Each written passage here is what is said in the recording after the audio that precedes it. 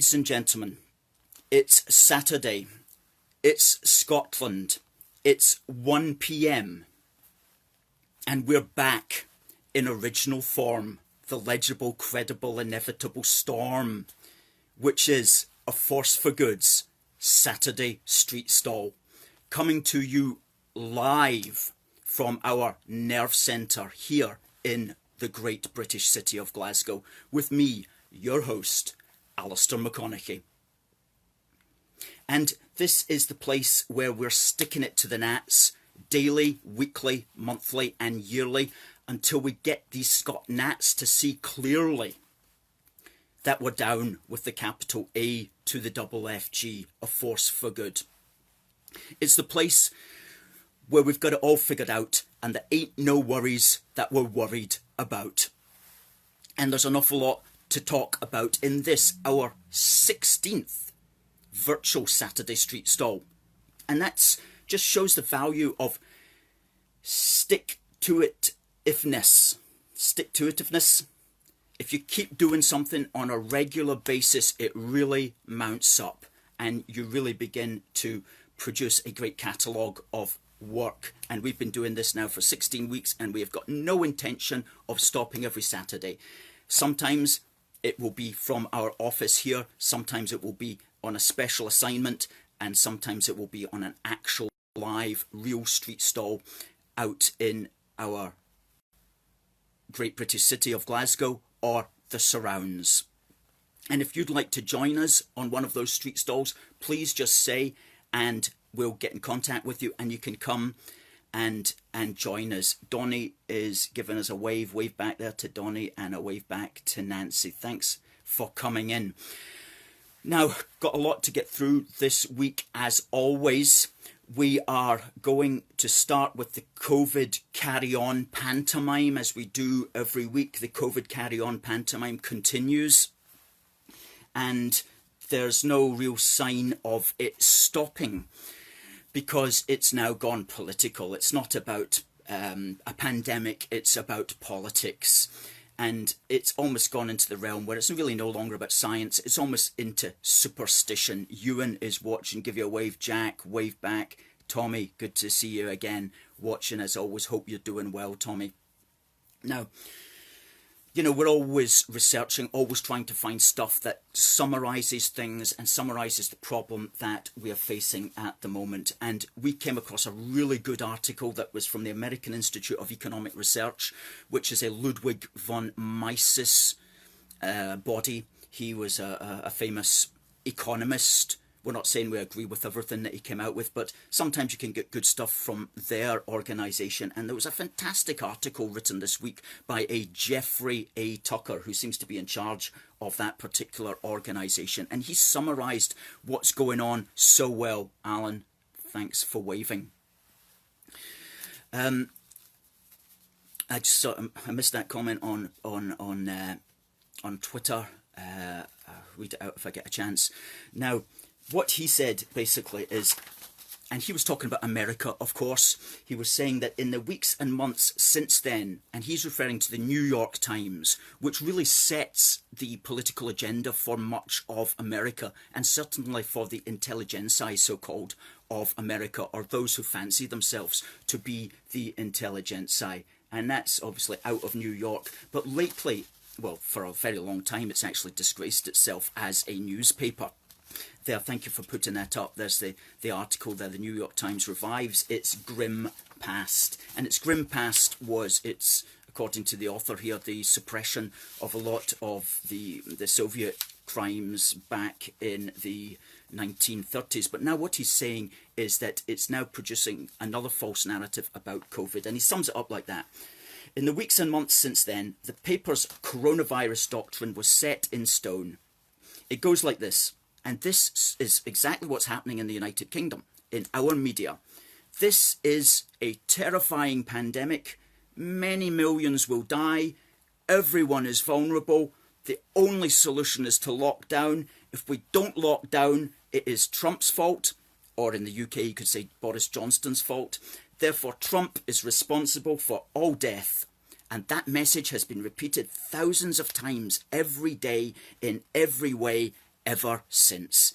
And that's the essential message that our mainstream media is working from as well, that this is a terrible pandemic, that unless the lockdown is severe, unless we're all walking about with masks, millions are going to die, and if they die, it's that person's fault. It's that president or it's that prime minister to blame. And that's essentially Nicola Sturgeon's view of it as well. I'll get to that question in a minute that's just come in there. So that's how they look at it. And he further summarised it so well. He says, the pattern, therefore, at the New York Times, and we can say by the mainstream media, follows this. Attribute terrible economic fallout not to the lockdown, but to the virus. Attribute virus fallout to the failure to not lock down enough. Deliberately confuse readers and watchers about the difference between tests and cases and deaths. Never focus on the incredibly obvious demographics of the COVID death place, which is average age 82 with underlying conditions. Never focus on that. Ignore completely the primary victims of lockdowns, especially small businesses, the poor, the marginalised communities, small towns, small theatres, etc. Do not publish anything that speaks of the path that all civilised countries dealt with new viruses, which was largely leaving it to the natural human immune system to deal with. And dismiss any alternative lockdown theory as crazy, unscientific, and especially cruel. And above all, promote panic over calm. And that is the playbook by which the mainstream media in America and the United Kingdom is working by. And that was written by Jeffrey Tucker in the New York Times Revives Its Grim Past, and we've put the link there in the Facebook thread, and we'll put it into the description at a later date as well. So that's the constant panic that we are being forced to. Now, I'd like to know, how are your cities where you live and how are your towns coping now with this renewed situation? Where we're able to get out, where hairdressers have opened, where pubs have opened, where shops are opening but requiring you to wear a mask. How is that going down in your high street? I'd like to know. Trevor, give you a wave back there. So how is that going down? Because here in Glasgow, it's not really taking off yet. I passed a hairdresser. I passed two hairdressers yesterday. One was a woman's one was a man's one, and they were empty. Okay, empty hairdressers. And this isn't even,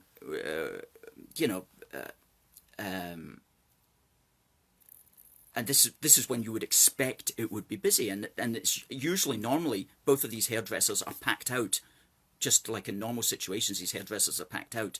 But now they had actually nobody in their shop, and this was like peak afternoon time. So I'm wondering just how successful this opening up is going to be, considering that so much panic has been induced by not just the Scottish administration, but by Boris and indeed throughout the world.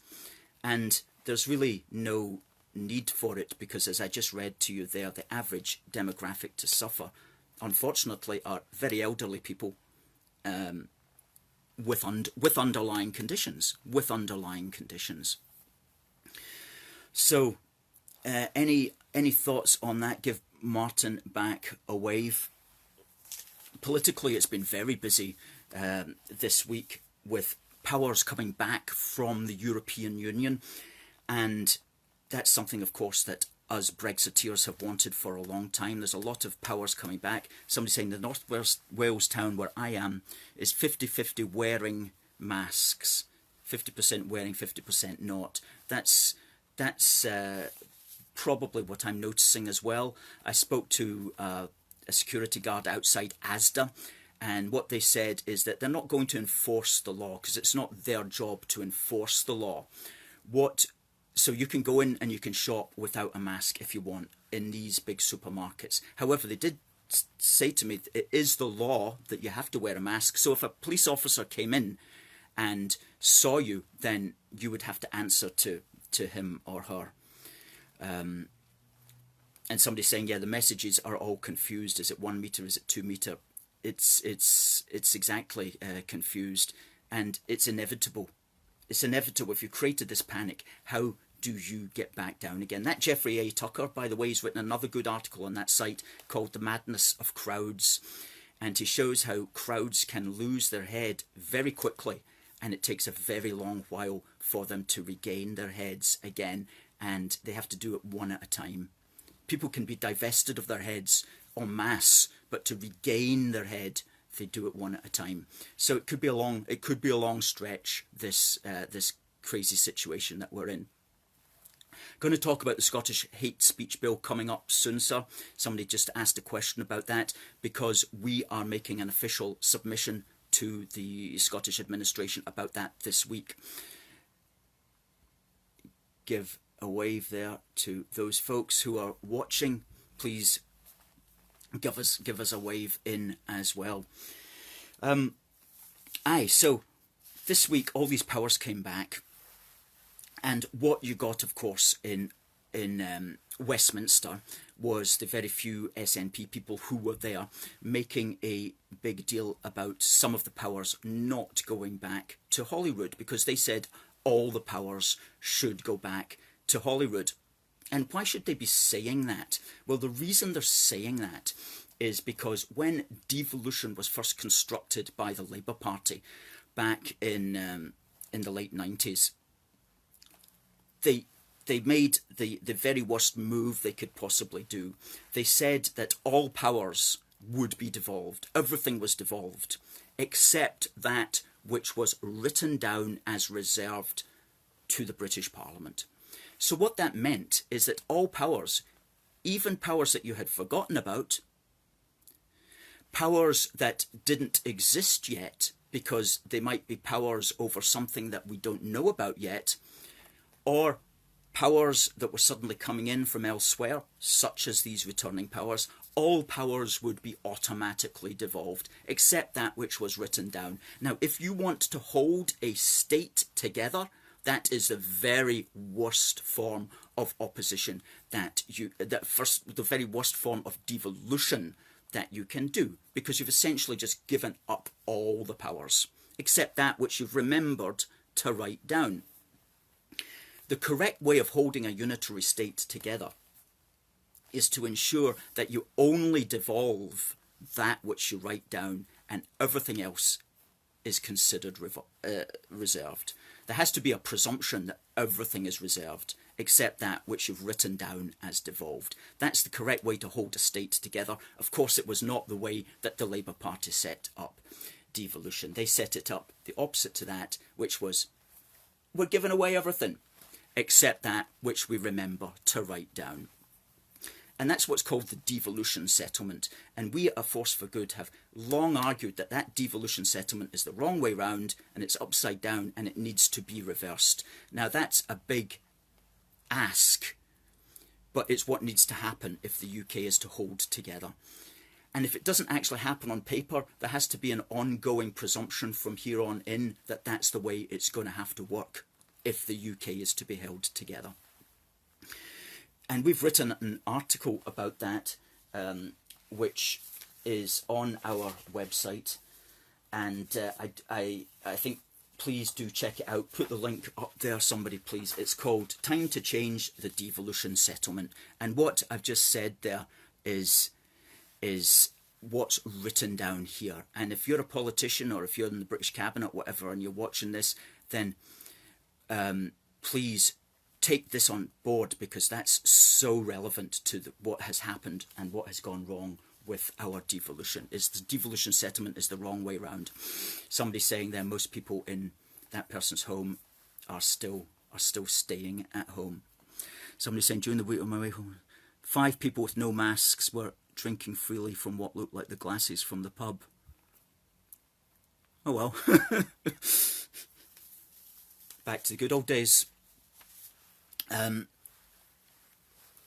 Somebody saying there on Twitter, we must keep all powers which affect the UK. We must keep all powers centralised. That's absolutely correct. Bill saying very true. Thanks. Yeah, so on these powers, okay, and it just shows you how the SNP want to mess up things. These returning powers, they actually said that all of them should be coming to Scotland. Now, technically they're right from their reading of the devolution settlement.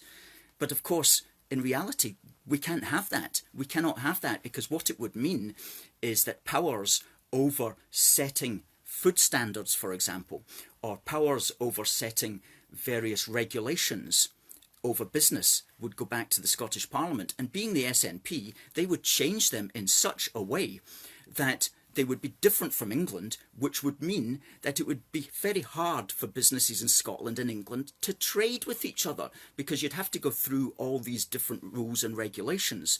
And food in England couldn't cross the border because Nicola Sturgeon would have set up some law that against that kind of food unless it had been produced in such a way, and so on. So it would totally destroy the internal market if you gave those sorts of powers straight back to Holyrood. Now, what has happened is that thankfully they've been kept at the British Parliament, where they have to be kept, in order that the British Parliament can ensure a consistent internal market with consistent rules and regulations in order to allow proper trade to go on. And that's one of the reasons why we had the Union in 1707. It was to regulate the standards so that there would be free and easy trade across the so-called border. And that is a crucial part of the Union. And if you were to give up that in the name of devolution, then you would essentially have destroyed the economic union that we have. And so that's a vital power that has to stay with the British Parliament, and they need to make that clear. And they've been trying to do that. There was an article by a chap who's the Secretary of State for Business, Energy and Industrial Strategy a few days ago in the Daily Mail, saying what I've just basically said to you: from food production and labelling to the parts used in manufacturing and engineering, the idea of businesses having to adapt to different regulations across the UK is completely unthinkable. Completely unthinkable. Scotland's prosperity relies on the fact that there are no barriers to making widgets in Lanarkshire and selling them a couple of 100 miles down the motorway in Lancashire. We are so accustomed to seamless trade within the UK that we tend to take it for granted. And that is so true. And we cannot be giving the Scottish Nationalists powers over those sorts of regulations. Well, somebody's saying we need an English Parliament. Well, that would destroy the United Kingdom. An English Parliament would be so powerful. The Scotland and everybody would just have to pull away from it, because it would dominate the islands to such an extent. And that was also one of the reasons why the Scots wanted to join with a British Parliament back in 1707, because the English Parliament was too powerful for the islands. It would just have become like the whole place would just have become like a Greater England. So we had to have a British Parliament in order to give the smaller parts a little bit more say and power over what the big elephant in the room was saying and doing. And that's still the function of the British Parliament today. But an English Parliament would be the end of the United Kingdom. We could all just give up, basically, because there's no way Scotland could deal with that. But well, yes, a sort of UK common market is what we have, but we don't refer to it in that way. It's really just the British internal market is the way that we see it. May saying something that many people say: we need the SNP out before they totally ruin Scotland. Well, let's hope that we can somehow reduce their power, and for that we depend upon the British Parliament, who are our last hope. You know, they are the ones with the power to put Nicola Sturgeon in her place.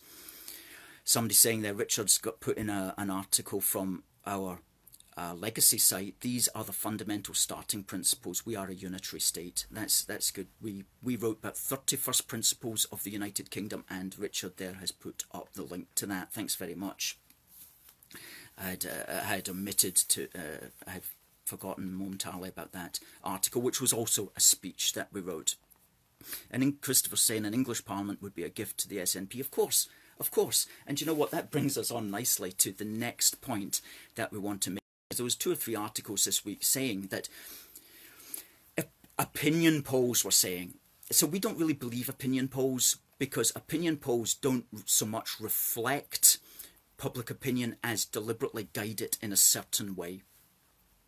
Because opinion polling is a black art. It's not like, what's the opposite of a black art? A white art? It's not like a good thing. Opinion polls are done in order politically to move things in various directions. And with an opinion poll, you can start from the most absurd premise and ask a person a question about it, and they will then have an opinion about it. So it's like you'll start off just like, what could we say? Do you think that people should live half their life in a wheelie bin? And 2% of the population will say yes, because that's a joke. And before you know it, it'll be like 2% of the population, and then they'll push that, and next week it'll be 5% of the population, and so on and so forth. And before you know it, we'll all be living in wheelie bins, because that's where the opinion polls have led us to. So, opinion polls are a black art. Don't believe them. Always question the premises, but sometimes they're interesting to read.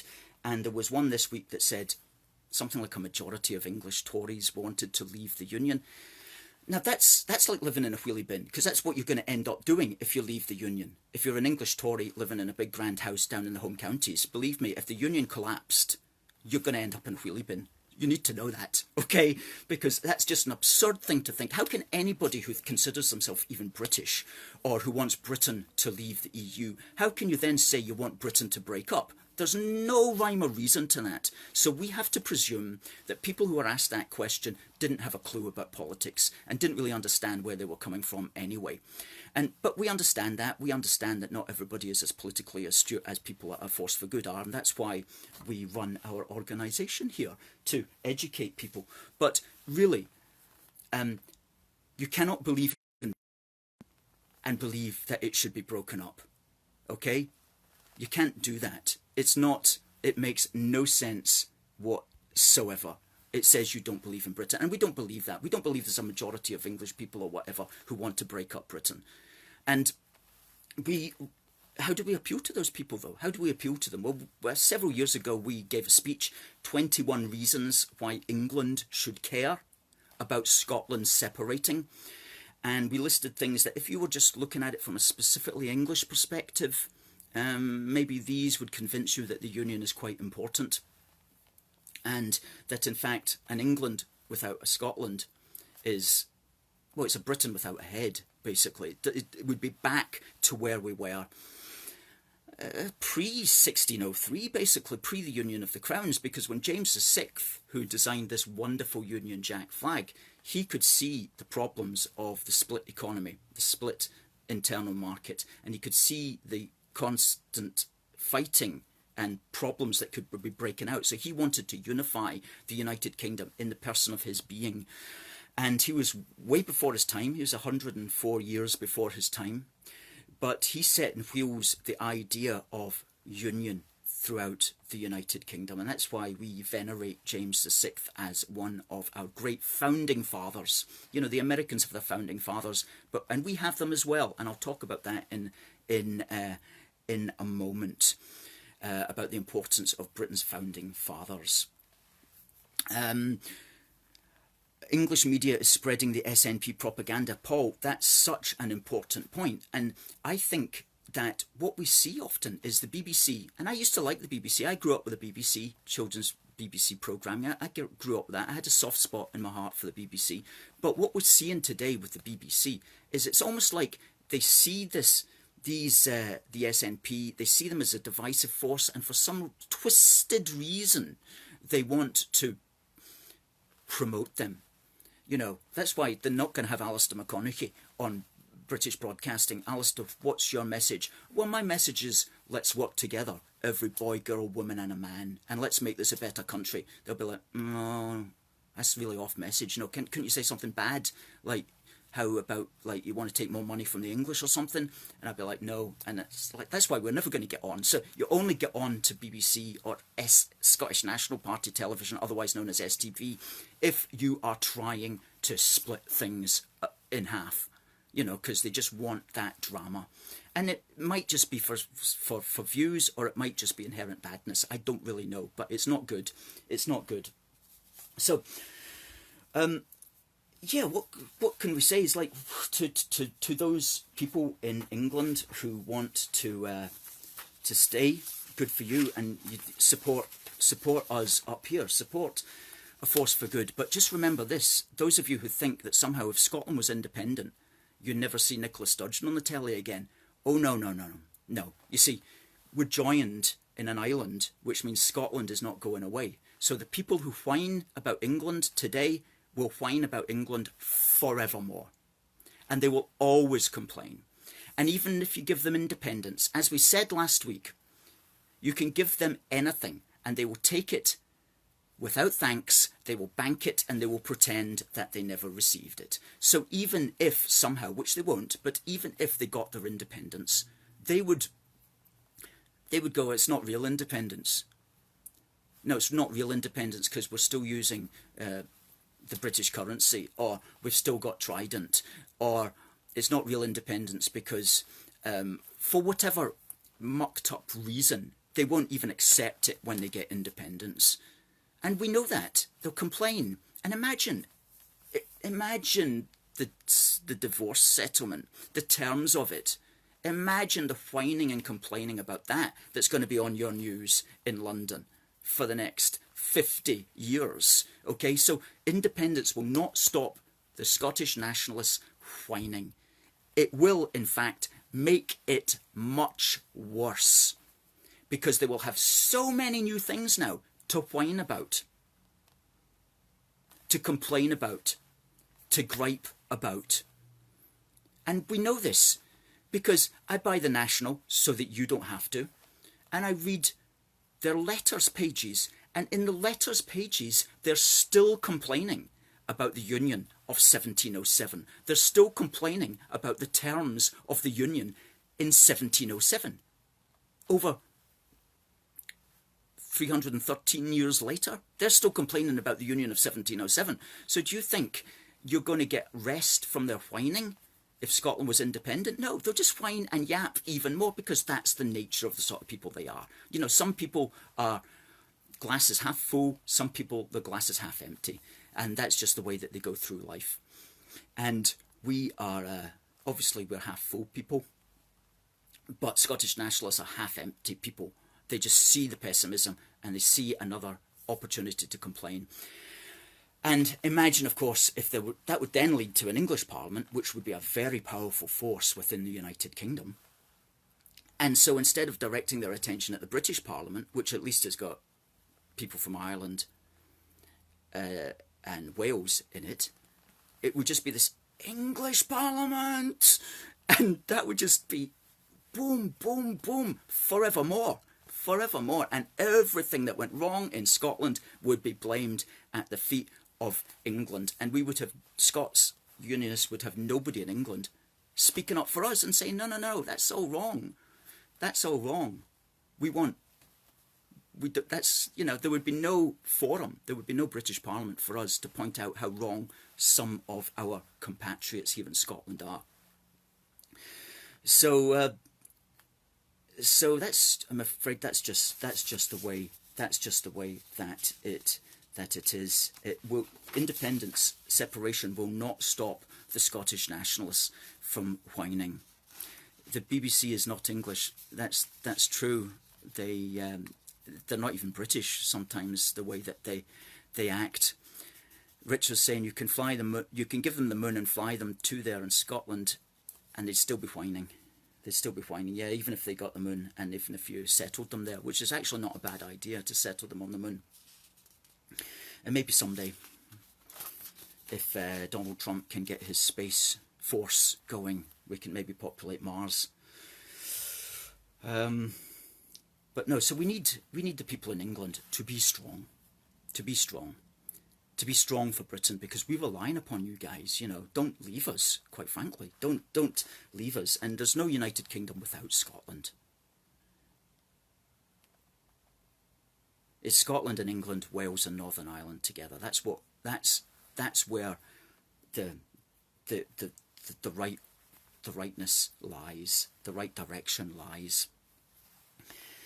And yeah, so check out our speech, 21 Reasons Why England Should Care About Scotland Separating, and also our article, If You're British, You're Involved, which is on our new site, aforceforgood.uk.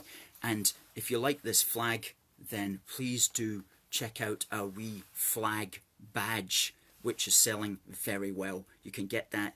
Go to aforceforgood.uk, look along the top, click on shop, and you get a wee badge there. And we've also got our Union Heart badge, which is that design up there that says A Force for Good through the middle of it. And that's a really nice enamel badge that you can get as well. And some people buy several of these just to give to their children as well, because everybody loves it. Everybody loves it. Angelo says, move them to the moon.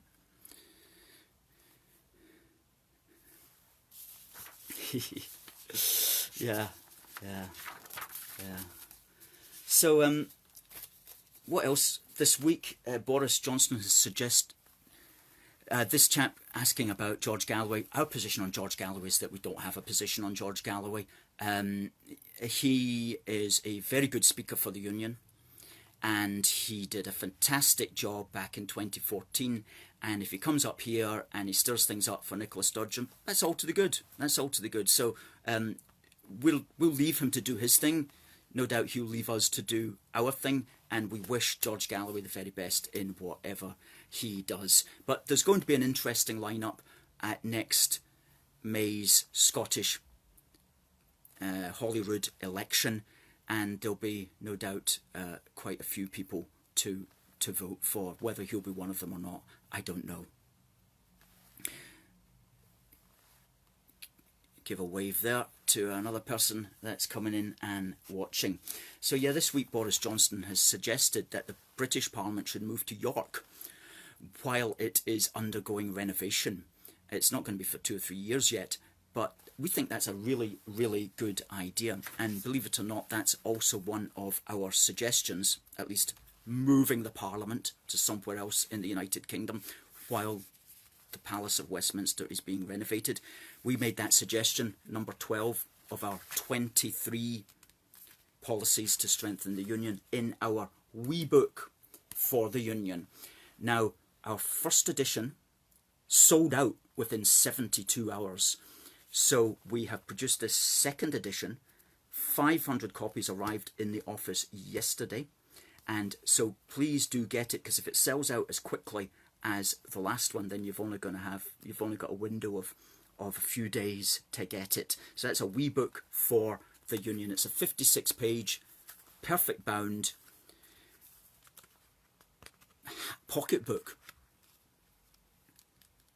If Bruce Lee had written this, it would be the Kung Fu finger book of the Union, essentially. There's this idea that Bruce Lee wrote a secret book about his style that nobody's ever found, the Kung Fu finger book. Well, this is it in unionist form, okay? The Kung Fu finger book of unionism is called a wee book for the Union, which tells you, gives you lots of little good ideas in here, lots of good wee quotes, lots of good things to say to your mate, or to try to convince a friend, or to use down the pub. As we said last week, if you're looking for a book full of statistics, this is not it. This is really just a story about our Union from the depths of time, since it rose from out the azure main. This was the charter of the land, and guardian angels sang this strain. Roll Britannia, Britannia roll the waves. Britons never, never shall be slaves. And of course that gets a mention in our introduction, as does that fantastic quote here from James VI of Great Britain, the man who invented the Union Jack flag, the man from Dunfermline Palace. So please do go into that. please check out the link for the wee book, which somebody will put up in the comments there. But selling out very fast and very well. Susan says, please leave the MPs in London. Don't spoil beautiful York. I hear you. I know what you're saying. Maybe we could move them about. 2 or 3 years in York, 2 or 3 years in Birmingham, 2 or 3 years in Edinburgh. Why not?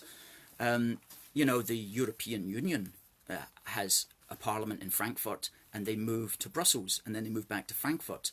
They have a rotating parliament. If they can do it, why can't we do it here in the United Kingdom? And if we can't do that, then maybe we can do what our policy suggestion here says, which is hold British cabinet meetings at devolved assemblies. And these could be once a year at Holyrood, Cardiff and Stormont, because these places already have the infrastructure and the security in place. And that would help to integrate those assemblies within the British Parliament in the public mind, rather than giving the impression that they are in opposition to each other. Richard's saying ideally they should get rid of Holyrood and Cardiff, or at least cut them down to size. I hear you as well, Richard, and I'm not going to argue with that policy, whether that's realistic or not.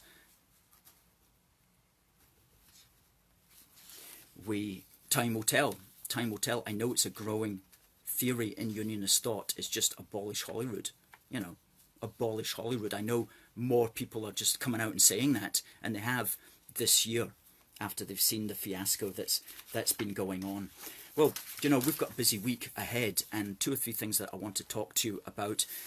The 24th, which is Friday, is the closing date for submissions to Humza Yousaf's hate speech law. He's asking for people to give their opinions on it. So we're going to spend this week intellectually making the case just to abolish all hate speech laws. And we'll make that as a submission, and no doubt we'll summarise it next Saturday. So that's intellectually what we're going to be working on this week. We've got a really good stunt lined up. I'm not going to tell you when or where, but we are going to be on the border, so-called, and it's going to be a very exciting and a very positive stunt. That's coming up very shortly. And thirdly, we are going to have to do something about the abomination of the plaque which they are intending to put up on the Henry Dundas statue.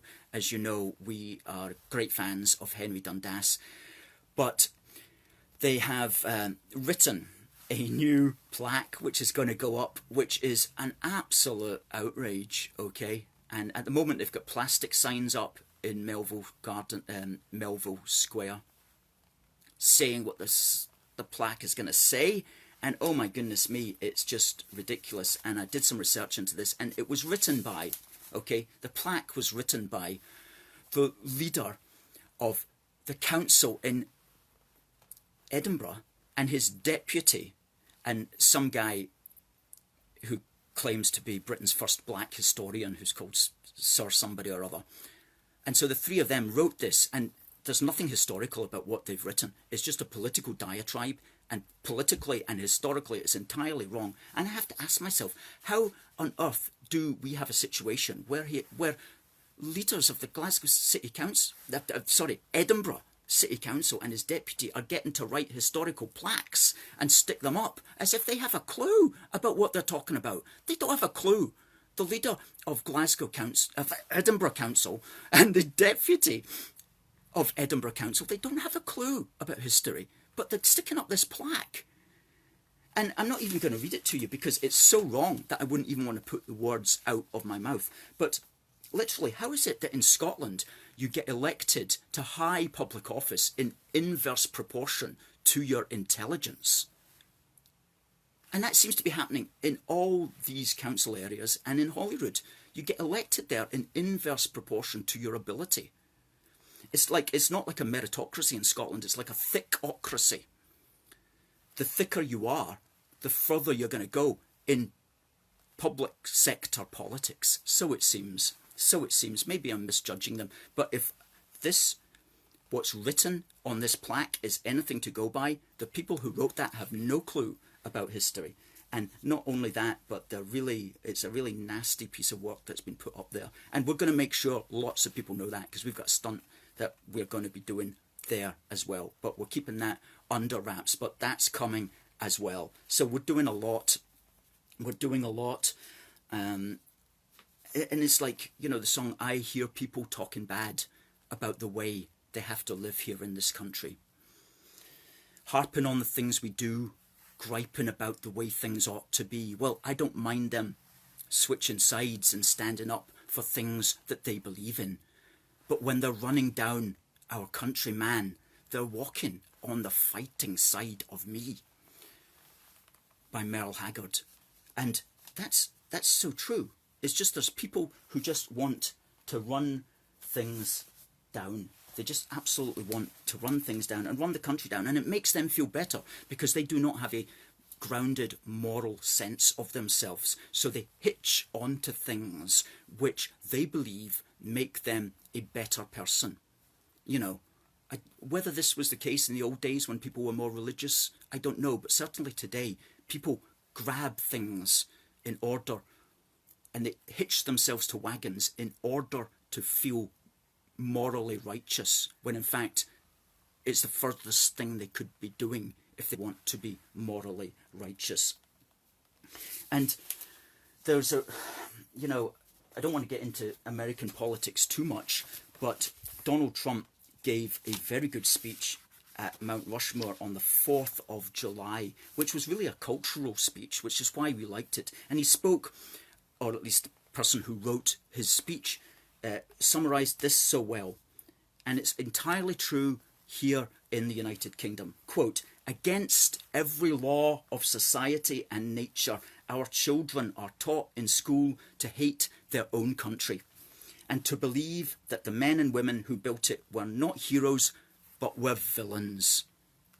And that's what we see with the Dundas Monument.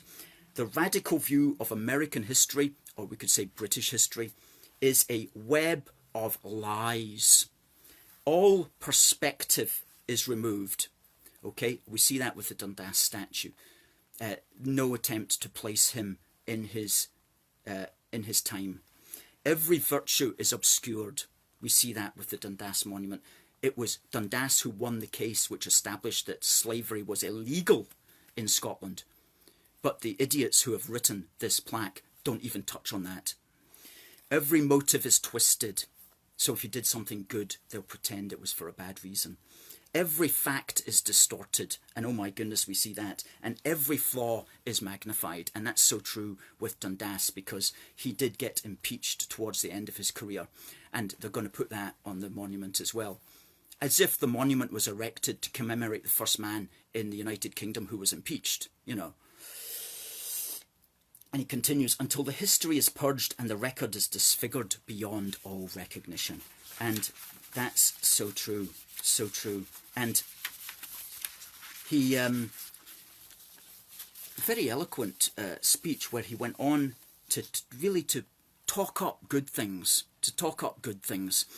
And he said about America, and we could say this sort of thing about the United Kingdom. He spoke about America. He said, we gave the world the poetry of Walt Whitman, the stories of Mark Twain, the songs of Irving Berlin, the voice of Ella Fitzgerald, the style of Frank Sinatra, the comedy of Bob Hope, the power of the Saturn rocket, the toughness of the Ford, and the awesome might of the American aircraft carriers. And he continued on in that vein, and I thought, you know what, I'm gonna plagiarize that, if you don't mind, and I'm going to write something like that for the United Kingdom, because I love the way that he's really just talking up the good, talking up the positive, which is the way that when you're faced with evil, you have to do. You have to talk up the good, and the good will ultimately triumph over those who are trying to bring us all down.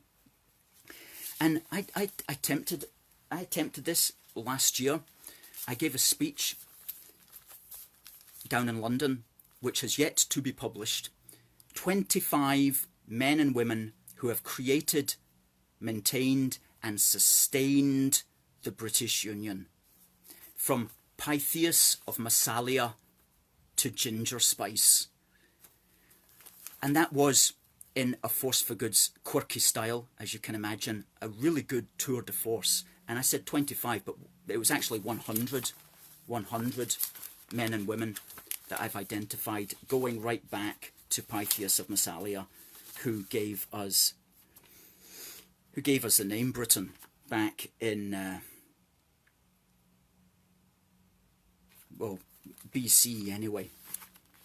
BC. So, and in that I talk about somebody, for example, Thomas Cook, who died on this day. Now, Thomas Cook, and I'm afraid to say his tourist company has apparently not done very well. It's gone out of business, I believe. But he died on this day, on the 18th of July, 1892. And I identify him as somebody who helped to create, or at least maintain the British Union, because it was he who established tourism to Scotland. He was the first person to do package holidays for the English to come to Scotland. In other words, to help the rest of the UK know about other parts of the United Kingdom, to get a sense of their country. And he did this immediately after Queen Victoria, who again was a great unifier, because it was she who began to publicise Scottishness in the public mind.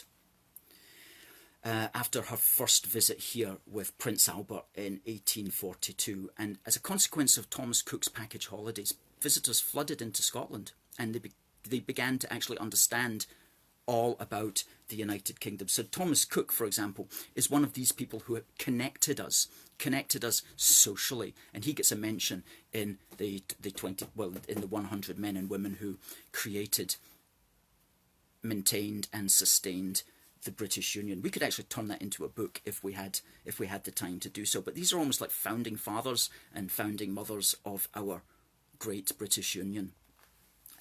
What else on this day?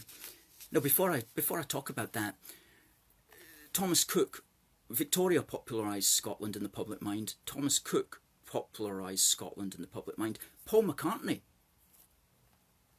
publicised Scotland in the public mind with his song Mull of Kintyre. I mean, that was a great British song. And I was reading about that last year, and he was reported as saying that he didn't know how people would react to an Englishman singing the praises of Scotland. Well, he needn't have worried. He needn't have worried, because it had been done before. And in fact, I think I mentioned this before, the Sky Boat song, Over the Sea to Sky, that was written by an Englishman.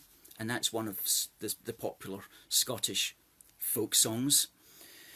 So that's all our cultural union. English people creating songs for Scotland, bringing people to Scotland, so on and so forth. And the SNP say, oh, that would still continue. No, it will not continue in the way that it's done ever since the Union. It would be a very strained way of continuing. Also on this day, the Secret Ballot Act was passed in 1872. Because previously voting had been oral. You had to say who you were voting for. With this act, it was a cross on a box. On the 19th, the SAS won a victory in 1972 during the Dhofar Rebellion in Oman, and that's particularly notable for the bravery of Staff Sergeant Taliasi Alabalaba, who was from Fiji. And he made the SAS were surrounded, and there was just a tiny number of them, surrounded by around 300 of the rebels from the Popular Front for the Liberation of the Occupied Arabian Gulf. And Talabasi made a run for a 25-pounder artillery piece, which he single-handedly used to fire a shell every minute into the advancing guerrillas, directing them away from the area where the SAS men were. We'll write about that tomorrow. And he was actually chosen in BBC Radio 4's 60 New Elizabethans in celebration of Queen Elizabeth's Diamond Jubilee in 2012, which was probably how we heard about him in the first place. On the 21st of July, Robert Burns died. Robert Burns, great British Unionist. Be Britain still, to Britain true, among ourselves united, for never but by British hands shall British wrongs be righted. And he died, and he was buried in St Michael's Churchyard in Dumfries, and he was given full military honours, and he was clothed in the uniform of the Royal Dumfries Volunteers, with whom he had served and with whom he had written that poem, Be Britain still, to Britain true. And let us not, like snarling curs in wrangling, be divided. On the 22nd of July, it's Prince George's birthday, God willing, a king of the United Kingdom. On the 22nd of July, another significant date in the British year, which we found and recorded and publicised. It was on that day, on the 22nd of July, 1706, that the Articles of Union negotiations ended successfully. They had been conducted at something called the Cockpit in Court, which was a theatre in London, and they were presented to Queen Anne the following day. And as we know, on the 1st of May 1707, the Great British Union came into being, and a nation was created whose name was to become great. 23rd of July, Jenny Geddes, a street vendor, threw a chair at a preacher in St Giles Cathedral back in 1637, and some people say that kicked off the British Civil Wars, which continued until 1651. And it's an interesting period of time when religion was politics, and before they had Twitter to shout and scream at each other.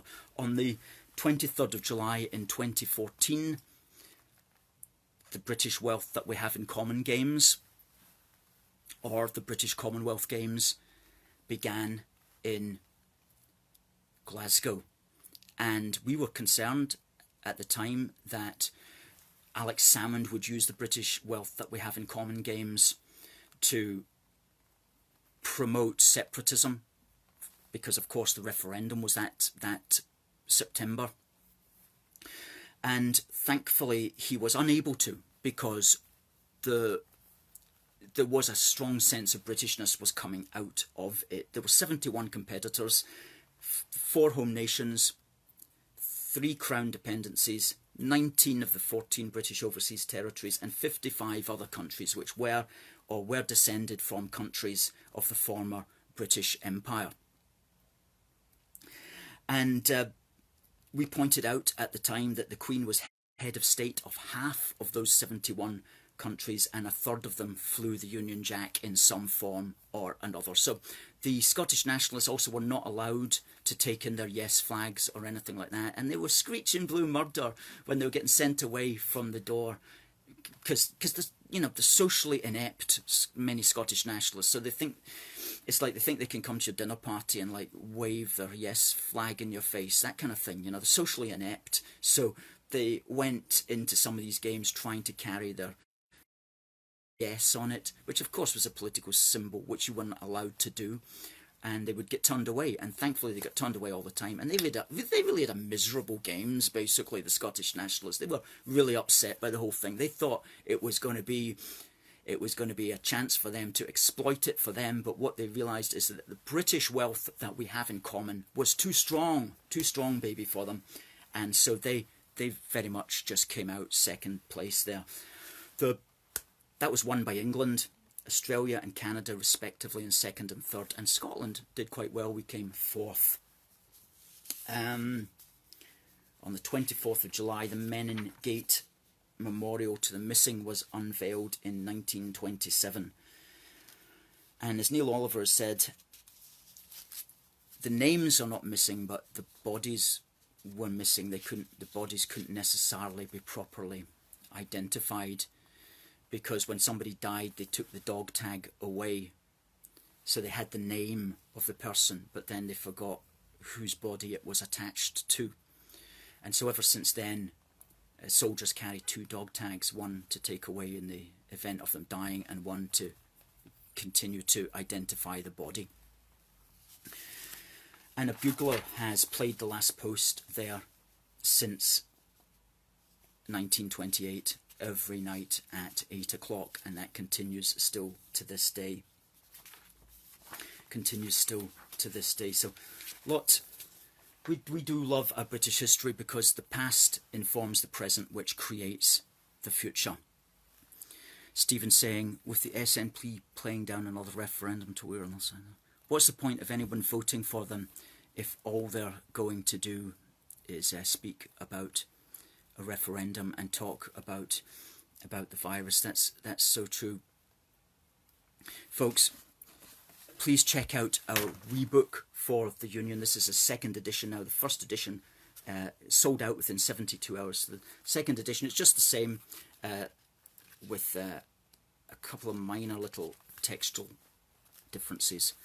But do check it out and please buy it. It's only £5 and that includes post and packaging. If you are wanting some copies from abroad, then please send us a message and we will work out how much it would cost to send it to Australia or whatever. We've already sent several copies to Australia and a copy to Germany as well. And if you want to buy 2 of them, buy one for yourself and buy one for a friend, or buy one for your MP or your MSP and send it to him or her. Because we want to get this into the hands of opinion formers as well.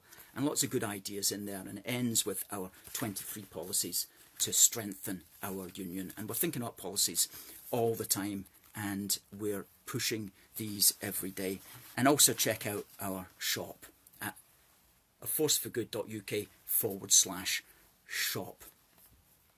Ladies and gentlemen, thank you very much for watching. It just remains for me to say, God bless the United Kingdom and God save the Queen.